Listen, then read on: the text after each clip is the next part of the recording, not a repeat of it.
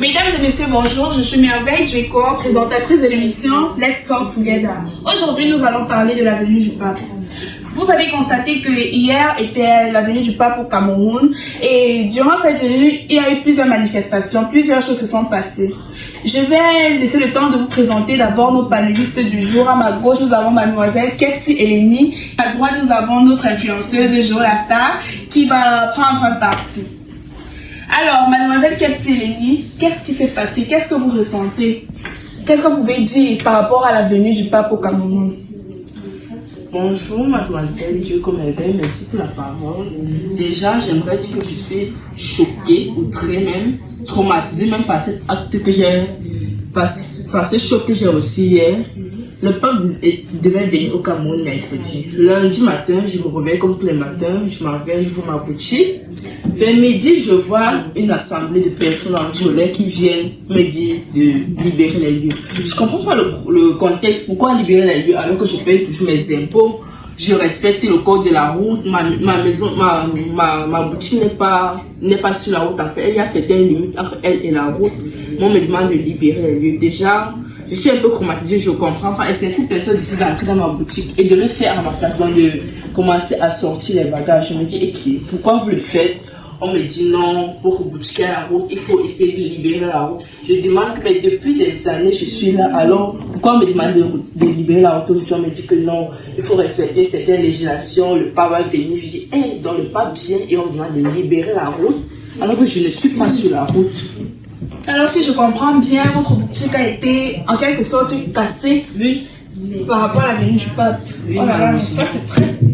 Madame l'influenceuse Jo la Star, qu'avez-vous à dire par rapport à cela? Pensez-vous que cela était vraiment juste de la part de cette personne-là de casser la boutique de mademoiselle Eleni? Merci Madame Djeko de m'avoir passé la parole sur ce plateau. Merci également de m'avoir invité sur ce plateau. J'ai à répondre sur ces accusations. Depuis la venue de notre sainteté, le pape Léon, il y a eu des accusations, il y a eu des dits qui sont sortis.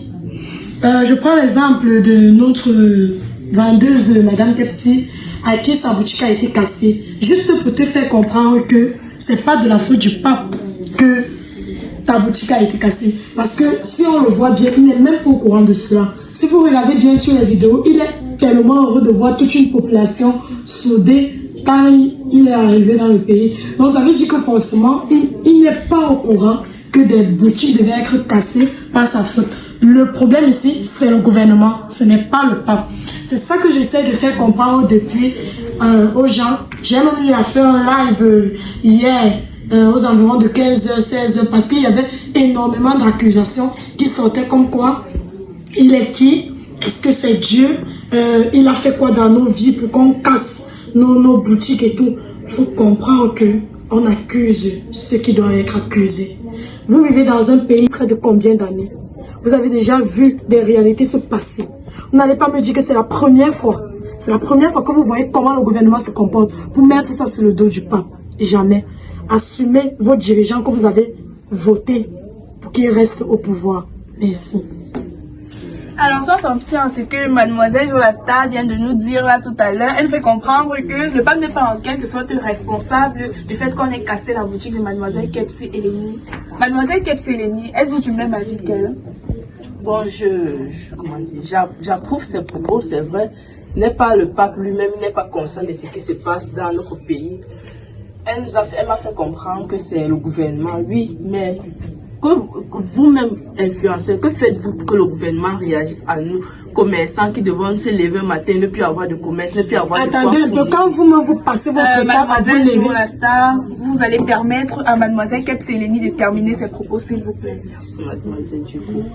Je disais tantôt que vous-même, influenceurs, qui avez des abonnés, qui avez d'une certaine manière la population, que faites-vous par rapport à nos commerçants qui du jour au lendemain devant nous lever et ne plus avoir de quoi faire, ne plus avoir comment trouver de l'argent, ne même plus savoir où on va dans la vie, se lever un matin, que faites-vous vous-même pour faire cela? Je peux répondre. Allez-y. Quand tu parles de que faisons-nous, je ne comprends pas.